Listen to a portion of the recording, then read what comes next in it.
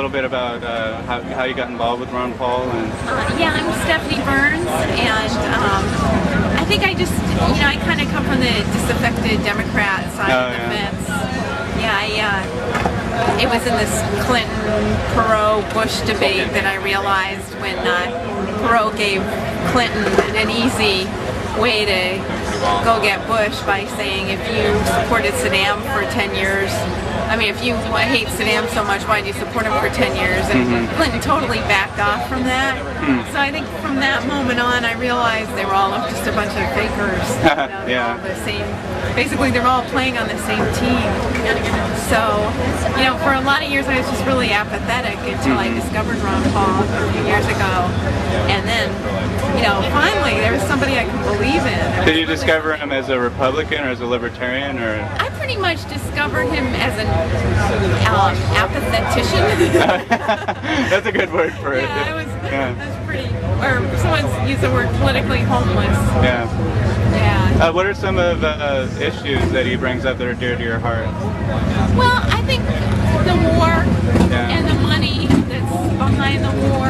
I think the fact that he puts that front and center is really, that's the priority. The economic issues, the fact that we're just in debt, and debt creates more money, so then money creates more debt. We're in this vicious cycle. Also I feel like he's somebody that actually cares about the people overall, and none of the others do. What about like a candidate like Kucinich? He wants to stop the war and he voted against the war from the beginning. Why Ron Paul over Kucinich, for example, if you are a disaffected Democrat? Because a lot of people around here are saying Kucinich, so.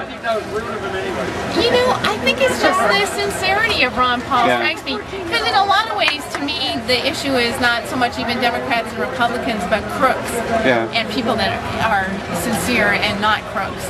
And so, criminals and the non-criminal element. And to me, Ron Paul seems like the non-criminal element. And I can't say that Dennis Kucinich is the criminal element, but Ron Paul strikes me as kind of the most out of that element.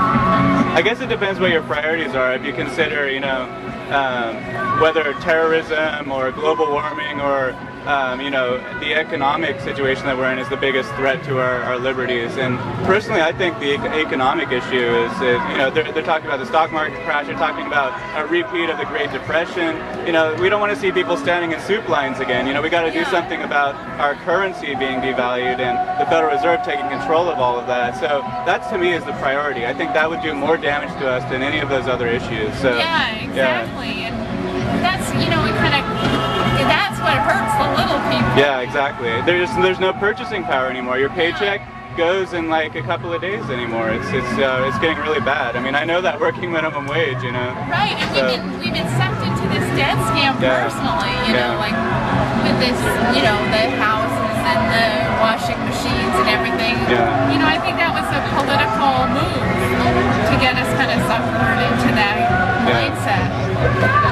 And then when the currency is devalued, then they introduce all these big government programs and teach you to be dependent on government, and then the government not only gives you everything, it also gives you your rights, and they can take it away. That's how the game always has been. Ever since the New Deal and all of those things. So. But anyway, I just wanted to talk to you. Thank you very much for your time. Thank you so much. Thank you.